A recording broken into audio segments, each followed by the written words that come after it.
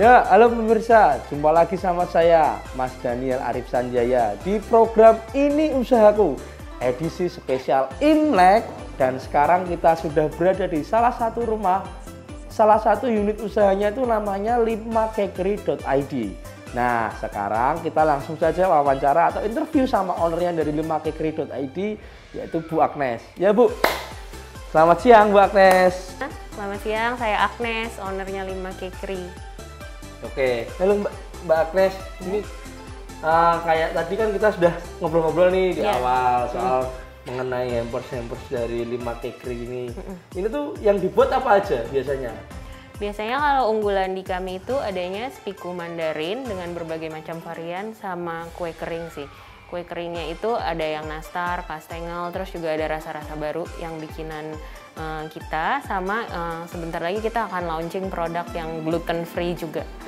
Itu kan di sosial medianya kan kampanyenya soal gluten free sama vegan. Hamper. Itu ya, vegan sama gluten free. Itu bisa dijelasin nggak buat di pemirsa ini? Kalau yang tentang gluten free itu karena kan kebetulan kan waktu itu aku sekolah pastry. Emang dasarnya begitu sekolah pastry ya? Jadi saya tuh waktu dulu kuliah S1 sama S2-nya di Amerika dan di Kanada. Terus saya banyak internasional pemirsa. banyak belajar. Terus saya lihat kok banyak yang pakai tepung terigu. Terus seiring dengan saya makin belajar dan mempelajari isu kesehatan, karena ada papa saya juga pernah kena kanker usus kan.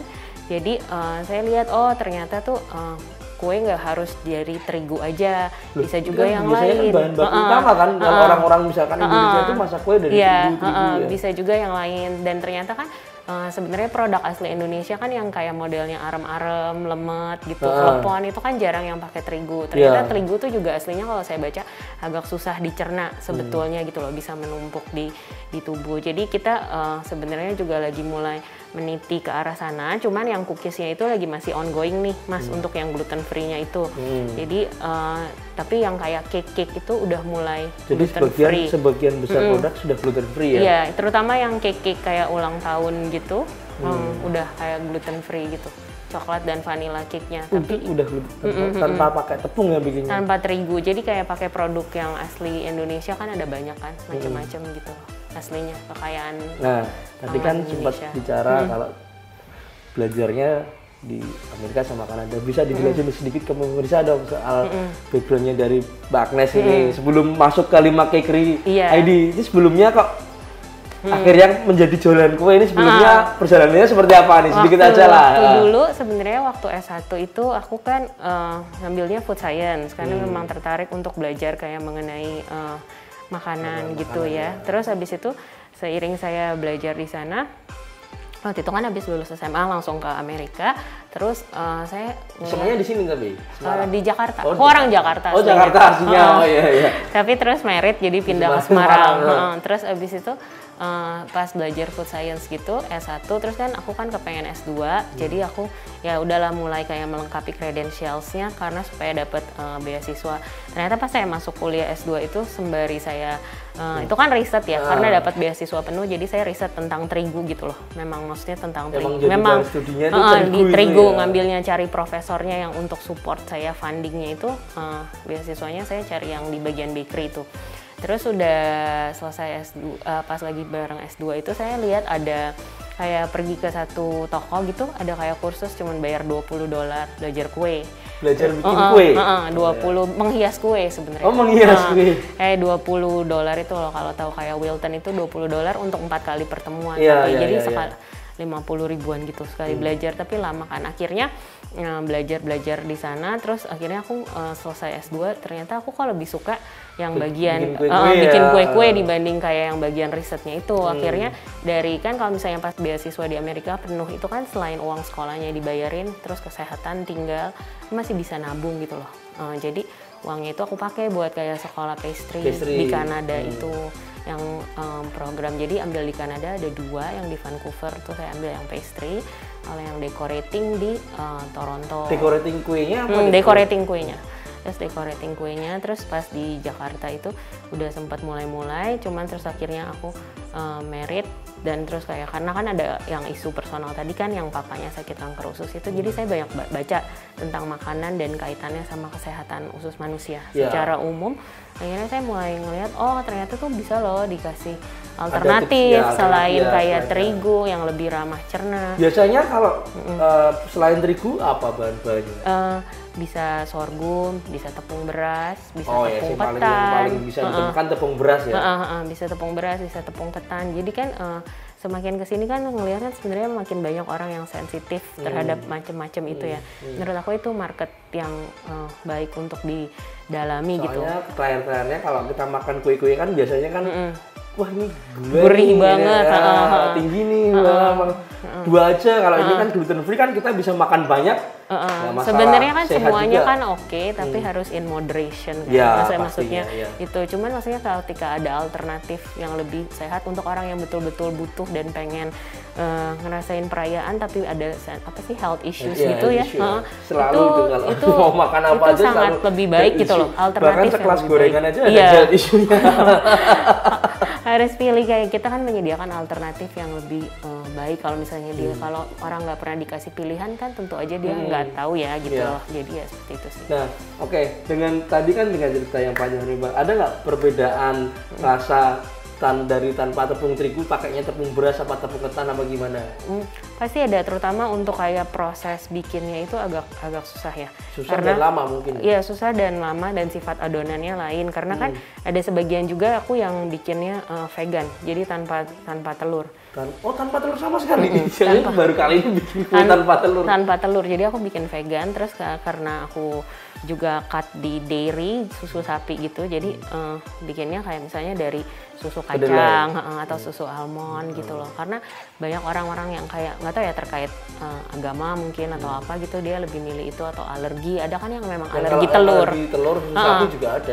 Soalnya waktu itu kan ceritanya gini. Jadi kan aku pas baru mau mulai launching ini, tiba-tiba tuh nggak tahu semesta bekerjanya gimana, tiba-tiba ada orang yang kontak.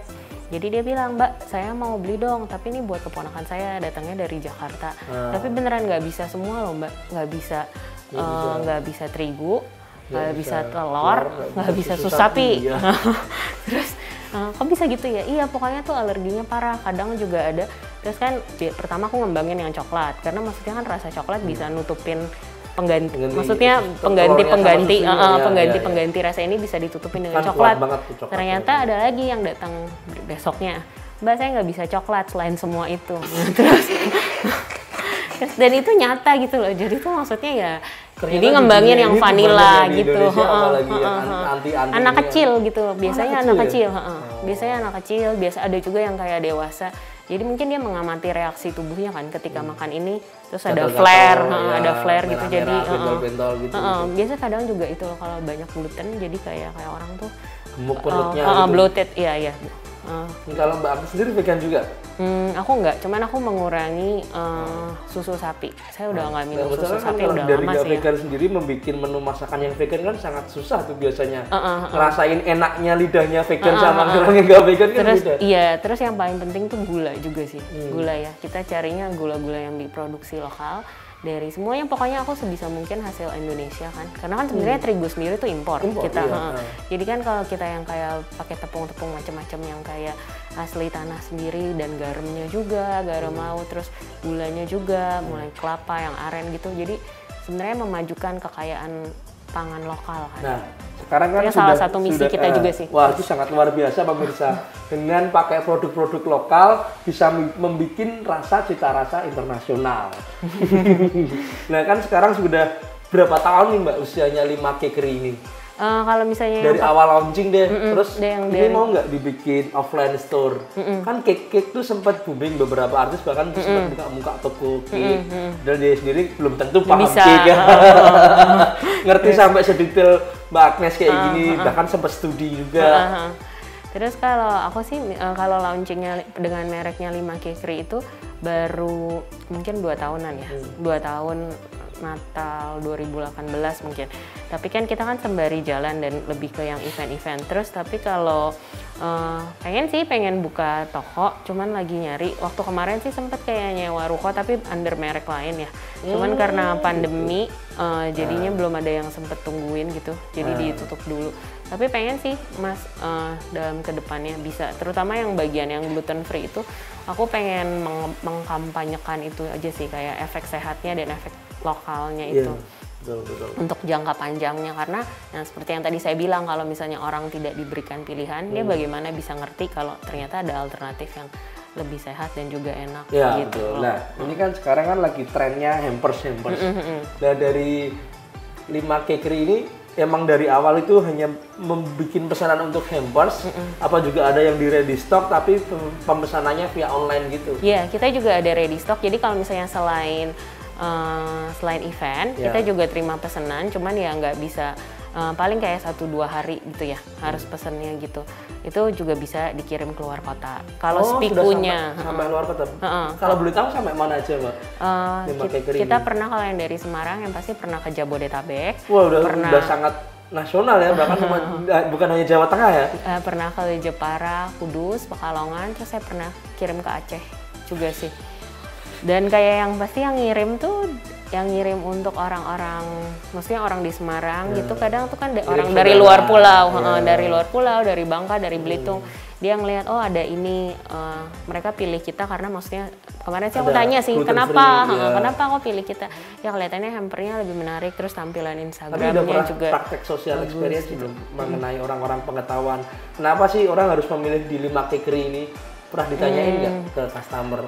Kadang sih ya, waktu itu sih aku nanya kan, kadang dia bilang tampilan hampernya lebih menarik, terus habis itu pilihannya banyak, terus kan karena kita kan kalau setiap mau terbitin menu untuk event gitu kan, kita kan konsep kan, maksudnya gimmick dulu kita konsep kayak mulai dari kardusnya, aksesorisnya, terus kayak semuanya ya, dari kardusnya itu stiker kardusnya, toplesnya, semua harus senada kan, untuk fotonya, backgroundnya gitu, jadi itu memang supaya menarik seperti itu sih ya. Nah, oke pemirsa, sudah sangat lama ya kita ngobrol asik sekali mengenai dari 5kekri.id ini. Selanjutnya kita akan lanjut di segmen 2 mengenai obrolan-obrolan selanjutnya mengenai 5kekri.id, dan kita akan membahas lagi soal hampers edisi Imlek. Saksikan terus program Ini Usahaku. Saksikan dulu ya pesan-pesan berikut ini.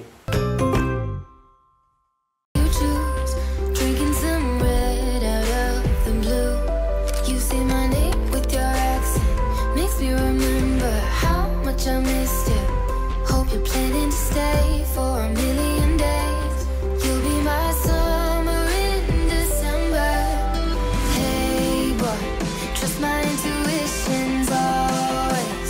I'm not superstitious. I got lucky, stole your heart and it was mine for the taking.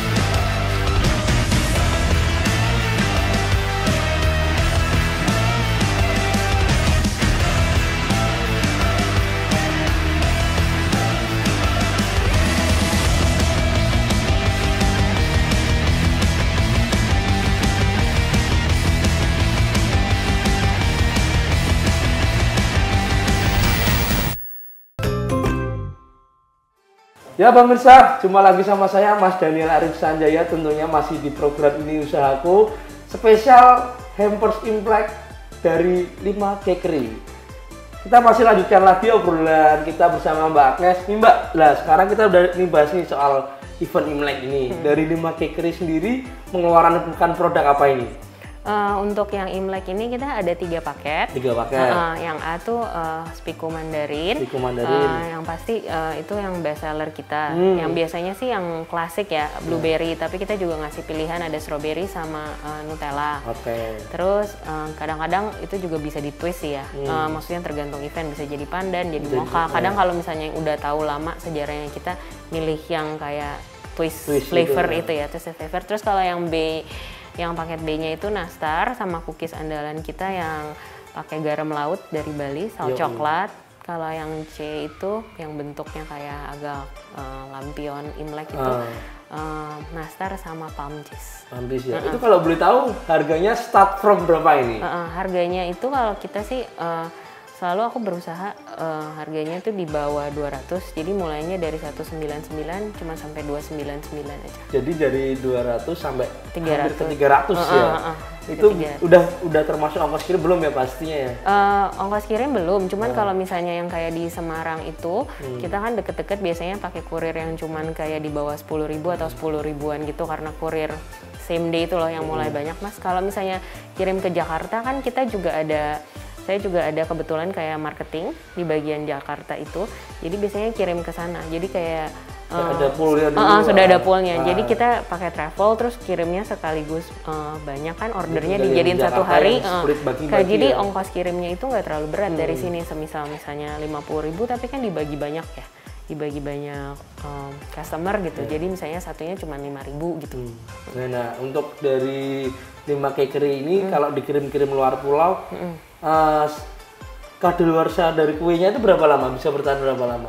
Kalau yang Mandarin itu memang cuma 5 hari kalau di suhu ruang. Tapi kalau misalnya di kulkas bisa kira-kira 1 minggu. Terus kadang kalau di freezer itu bisa 1 bulan. Jadi kita potong-potong dulu, terus masukin tempat dalam wadah tertutup. Setiap kayak mau makan langsung turun dari freezer, itu malah tetap empuk kayak aslinya kok.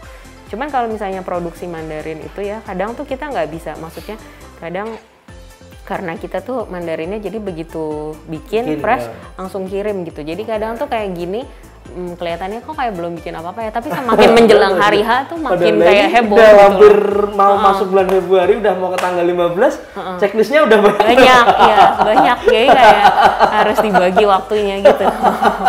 Soalnya kan selain itu promosi sambil ibu rumah tangga juga kan Mbak ya. Sambil ngurusin anak, sambil masak.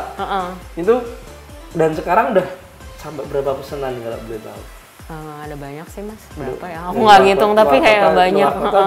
Banyak luar kota banyak. Terus yang di dalam Semarang sih ada beberapa. Kalau yang di Semarang itu soalnya orangnya yang aku amati baik Lebaran ataupun Natal sangat mepet. Jadi kayak 3 hari sebelumnya bahkan sesudah lewat hari H. Lewat hari H dia baru kayak pesen gitu. Sampai jadi 3 hari sesudah hari H masih ada yang mau nganter sih. Nah, ini kalau edisi hampers Imlek itu biasanya tuh kue-kuenya itu penuh makna. Nilai-nilainya itu penuh makna. Dari ini ada nggak dari 5 Cakery.id sendiri ini? Kalau misalnya kue apa ini bermakna apa gitu. Kalau yang misalnya dari yang si Spiku Mandarin itu biasa kan menandakan apa sih, kayak orang tuh biar deket erat gitu ya. Kalau yang lapis legit gitu kan biar hoki. Oh, Spiku Mandarin itu lapis legit? Enggak, lapis Surabaya. Kalau Mandarin tuh kan cuma 2, kuning coklat. Kalau Surabaya kan 3 ya. 3. Jadi kuning, coklat, kuning. Kalau yang lapis legit memang kita sih nggak buat karena itu agak ribet ya. Maksudnya memerlukan keahlian yang sangat khusus itu. Dan lama itu kayak kalau itu kayak hokinya berlapis-lapis, per layer itu. Itu sih kita nggak buat memang. Terus tapi kalau yang kayak nastar gitu kan melambangkan kayak keberuntungan, harapan untuk di tahun yang baru yang lebih baik, apalagi kan ini kayak lagi musim pandemi, orang-orang perekonomiannya kurang dan sebagainya. Jadi makanya tuh aku sekaligus makanya kenapa pas dari awal buka kita berusaha untuk bisa kirim-kirim keluar kota, karena kita tahu kan sekarang orang makin nggak bisa datang gitu ya, makin nggak bisa visit, jadi kayak gitu. Nah ini pernah nggak, maksudnya cara bertahan di tengah pandemi sendiri dari 5 Cakery ini gimana ini? Kan bukanya launchingnya 2 tahun yang lalu, otomatis belum ada pandemi, terus dari Maret kemarin sampai tahun ini Heeh. Kalau yang pas Maret itu kan awal-awalnya kan kena pandemi kan. Terus yang pasti apa itu namanya Lebaran itu kan event pertama yang di dalam pandemi itu kan. Saya kira itu akan maksudnya agak drop gitu ya. Tapi ternyata tuh enggak, malah kayak tuh banyak banget yang pesan, terutama yang bagian corporate itu, korporasi. Kita kirim-kirim juga sih, sampai tadi aku lupa nyebutin yang kayak sampai ke Jogja, Jawa Timur gitu juga. Ya dari satu corporate itu kirim silaturahmi, dia mereka makin nyampe gitu ya. Jadi aku kan bilang waktu itu, Mbak ini tuh udah mepet banget, udah tinggal berapa hari lagi, saya udah hampir nggak cukup nih kardusnya gitu loh. Jadi tuh pokoknya terus dia bilang, aduh tolongin deh semuanya aja, kamu ambil aja order dari aku, misalnya ada 20 order, kamu semua, kamu kirim aja keluar kota, saya pokoknya nggak mau pusing, tinggal pokoknya tagihannya gitu loh. Barangnya nyampe lah, pokoknya barangnya nyampe, tagihannya gitu. Jadi ya udah kita ikutin dia mau keluar kota Semarang berapa, saya mengikuti permintaan customer aja sih ya. Cuman yang paling penting sih kalau kebetulan asisten yang dibawa itu yang paling penting ya cuci tangan, terus kayak pakai masker. Itu gitu, protokolnya di sini sudah tetap diterapkan ya di 5 Kikri ini. Bahkan kayak misalnya sebelum pas awal-awal pandemi itu semuanya langsung pakai masker sih. Soalnya itu memang di sini itu kita juga setengah takut, setengah apa, kalau takut terus nggak bikin-bikin lagi, nggak matang-matang. Yang paling penting kan maksudnya gini, kalau saya sih ya, kalau saya pribadi mawas diri, yang penting mawas diri, yang penting kayak kita ngerti cara penularan virusnya seperti apa, tapi yang pasti ya nggak boleh terlalu takut gitu, karena kan maksudnya hidupan terus berjalan kan, kita ekonomi tetap harus bergerak, kalau nggak kolaps. Jadi ya seperti itu. Nah, sekarang kalau penjualannya di saat Imlek gini gimana, Mbak? Kalau penjualan di Imlek tuh yang paling laku tuh yang Mandarin itu. Karena mungkin juga harganya kan nggak terlalu mahal, dan kayak yang kalau kita kan 18x18 itu kan. Itu tuh satu hampers berapa sih di sini? Kalau Mandarin satu tuh 18x18 itu kuenya itu bisa sampai kayak 16 potong gitu ya. Itu kalau misalnya satu orang 2 ya bisa buat 8 orang. Makan gitu. Satu orang 2 potong, itu biasanya kita potong jadi 16 cake. Kalau misalnya yang kayak kue keringnya itu kan satunya 350 gram kotaknya itu, nanti bisa dilihat. Itu banyak sih berat isinya gitu. Dan tapi karena kita punya nggak terlalu blenger banget gitu, jadi orang-orang nggak tahu sih bisa udah habis setengah toples, tahu sendiri gitu. Ini soalnya kalau makan kue kecil-kecil tuh nggak berasa. Gini makan sambil lihat makan TV. Nah, dari semua penjualannya ini yang paling kenceng dari sosial media, apa koneksi, apa relasi dari Mbak Agnes sendiri? Kalau apa istilah Jawa, geduk tular lah, biasanya kan banyak kan dari mulut ke mulut gitu. Iya. Itu yang nomor 1 biasanya sih dari mulut ke mulut, cuman kita selalu berusaha untuk nampilin di Instagram. Soalnya di foto-fotonya tuh kucing gitu. Itu kan terkonsep. Memang itu kan memang harus sampai ada kayak nulis-nulisnya gluten itu apa. Tadi kan saya sempat scroll itu. Memang aku kan punya tim marketingnya, itu kayak teman SMA sih ya. Kita bareng, dia yang ngurus bagian marketing, tapi directionnya dari saya gitu ya. Termasuk untuk medianya stiker, termasuk untuk keperluan Instagramnya itu sendiri, desain yang siapa yang mau kita endorse, itu kita udah ada plan-plannya gitu loh, Mas. Bener. Terus kalau pertama kali biasanya itu orang kan, kalau kita kan hamper kan sistemnya kan ngasih orang gitu ya. Jadi orang yang dikasih itu nyobain gitu, kan seneng ya terima sesuatu gitu, langsung nyobain karena kan tuh ini kok enak gitu. Terus juga ada personalized cardnya, pesennya. Kalau mau ini udah nyoba, nih pesan di sini nih. Bisa pesan di situ, dan kita selalu sediain satu kartu di mana orang tuh bisa ngasih pesan sama yang penerimanya gitu loh. Gitu. Jadi dari siapa dan untuk siapa, kartunya tuh kita desain gitu sesuai event gitu. Jadi orang itu bisa dapat, jadi dia merasa personalized, terus dia cobain, wah ini enak gitu, terus dia akhirnya kontak kita kan. Tapi kan sebelum itu dia lihat dulu kan Instagramnya kayak apa gitu. Jadi menurut aku online dan offline tuh sebenarnya nyambung, nggak bisa saling berpisah, nggak bisa terpisah gitu. Cuman memang kita lewat Instagram utamanya. Oh, ini ada pertanyaan dari netizen ini, apa itu tadi retur toples kosong? Bagaimana? Waktu pas pertama kali bikin yang 5 kikri itu kan aku kan memang fokusnya ngembangin si gluten free tadi sama tetap go green, karena pada saat kalau kue kering itu saya lihat tuh banyak sekali yang toples plastik dan itu kan orang kan bingung kan mau diapain sampai pecah-pecah setengah. Iya gitu. Jadi kalau di kita itu setiap kali misalnya udah banyak sih orang yang kayak setiap beli 15 15 toples itu bisa dikembaliin, terus dapat 1 kue gratis. Oh, jadi jadi boleh pilih kue kosong. apa aja. Oke. Dan itu sudah berlangsung berapa lama, Mbak? Dari awal kita buka, mungkin setahun ya. Setahun, setahun itu yang program Go Green-nya itu. Ini pemirsa yang sangat diperlukan dari pengusaha-pengusaha ini adalah sadar mengenai alam. Dan Mbak Agnes sudah memulai dengan program retur toples kosongnya. Soalnya kan kalau kita kan jujur memang nggak bisa ya lepas dari plastik ya.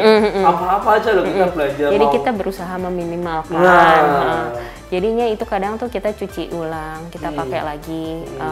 Ya paling enggak misalnya untuk kayak keperluan foto di studio, produk kami setiap hamper itu kan bisa pakai toples bekas toh itu kan paling kan juga buat keperluan foto dan itu kan dimakan internal. Jadi jadi kita nggak usah beli lagi. Tapi gitu. kalau menurut saya kalau pengelolaan plastik dengan teknologi yang sekarang itu saya yakin bakteri kuman itu pasti mati kok. Dengan sekelas sabun aja itu bisa bersih. Sebenarnya cuman kayak dimasukin kue keringnya di sana kan orang nggak ngapa-ngapain ya, maksudnya nggak megang-megang plastiknya kosong itu. Tapi begitu datang kan kita memang langsung cuci, copot stikernya, terus habis itu dibersihin lagi kan, dijemur gitu. Terus dan itu sudah ada nggak yang ngeretur Mbak? Oh banyak. Banyak setiap kali teman-teman aku terutama yang sadar Go Green itu kumpulin langsung ada berapa gitu dia malah kembalikan ke saya gitu. Karena dia bilang nggak usah tuh kuenya, yang penting itunya balik gitu. Karena memang kesadaran awareness mereka terhadap lingkungan tuh tinggi, terhadap alam gitu ya. Memang kampanye anti plastik ini memang, waduh sangat terima kasih. Soalnya saya juga melakukan itu Mbak. Kemana-kemana saya selalu bawa kontainer sendiri. Kontainer, stroller, apa-apa. Yang untuk Imlek ini kita malah bikin tas punbaun itu kok yang bisa dipakai ulang. Mungkin coba pakai tote bag dari itu keren kali Mbak. Ini coba untuk kedepannya ini 5 kikri akan seperti apa nih, bisa dijelasin ke pemirsa dong Mbak? Pengen ngembangin yang cookies-cookiesnya kalau bisa, mudah-mudahan bisa yang untuk hamper edisi tahun depan semuanya cookiesnya udah gluten free. Karena udah mulai banyak yang nyari setiap event gitu, kadang kita bilang oh sorry cookiesnya masih regular gitu. Terus pengen bikin kitchen yang khusus dan alat-alatnya tuh khusus yang untuk allergen free itu, dan mudah-mudahan bisa punya offline store dan menjangkau yang lebih banyak di seluruh Indonesia. Kita diundang, kita bantu promosiin. Oke, sedikit dan terakhir kesan, pesan dan harapan buat pemirsa ini usahaku. Kalau misalnya kan ini banyak yang nonton kan dari usaha kecil dan menengah. Yang paling penting kita tetap harus berinovasi meskipun ini lagi pandemi. Yang paling penting kita harus berusaha terus, jangan pernah patah semangat, masih ada jalan di luar sana. Yang pasti kalau misalnya bisnis tuh memang itu kayak small business itu it's very hard karena menyita banyak waktu dan tenaga yang pasti. Tapi kalau misalnya kita konsep mulai dari kita berikan perhatian penuh, mulai dari marketingnya nggak cuma asal foto produk terus yang bikin orang bosen gitu, ada pengetahuan juga. Kita berusaha product knowledge yang berusaha baik ke alam dan semuanya otomatis kita akan menarik energi baik yang bisa memajukan usaha kita. Tetap positif. Terima kasih Mbak Agnes, jumpa waktunya di siang hari ini. Makasih. Saya dapat ilmu yang sangat luar biasa mengenai apa itu gluten free, apa itu tadi retur plastik itu. Wah, saya sangat luar biasa. Nah, sekian bincang-bincang kita hari ini, ngobrol panjang lebar bersama Bu Agnes di program Ini Usahaku edisi spesial Imlek. Saksikan terus program-program Ini Usahaku selanjutnya hanya di YouTube channelnya Semarang Pemkot tiap hari Jumat jam 9 pagi. Sampai jumpa.